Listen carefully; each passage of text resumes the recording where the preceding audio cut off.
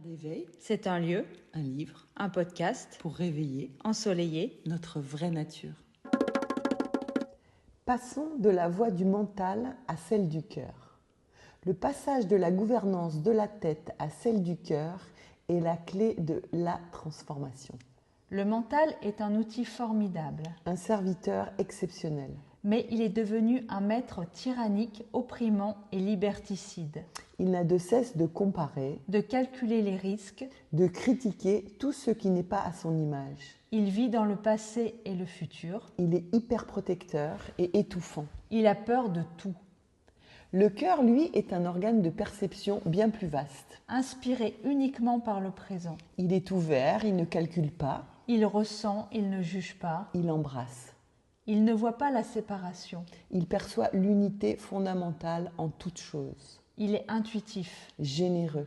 Il suit ses élans en toute confiance. Il est fin, C'est écouter ses murmures, suivre ses pulsions de joie. même si le mental lui crie que c'est illogique ou insensé. Le cœur sait honorer sa vérité profonde.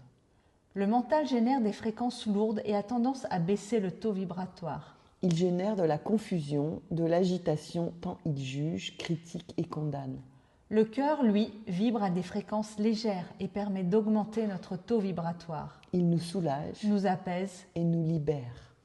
Corporellement, Lorsque nous donnons nos rênes au mental, nous sommes souvent contractés, tendus, crispés, en lutte avec ce qui est, nous sommes en éternelle insatisfaction. et dans la course du toujours plus. Si c'est notre cœur qui mène la danse, Nous sommes dans l'accueil de ce qui est, dans la détente et le relâchement, dans la complétude la gratitude, et l'ouverture. la voie du mental, C'est le faire, l'avoir, le savoir et le paraître. c'est la tristesse, la peur et l'anxiété. C'est la séparation, la dualité. La voie du cœur, C'est l'être, c'est la joie. c'est l'unité. Merci de liker De vous abonner. et de partager. Et pour aller plus loin sur le chemin, Terre d'éveil, c'est un lieu, pour fertiliser l'épanouissement de l'être, un livre, pour faire scintiller nos différentes facettes, un podcast. pour redonner de la vie à nos vies.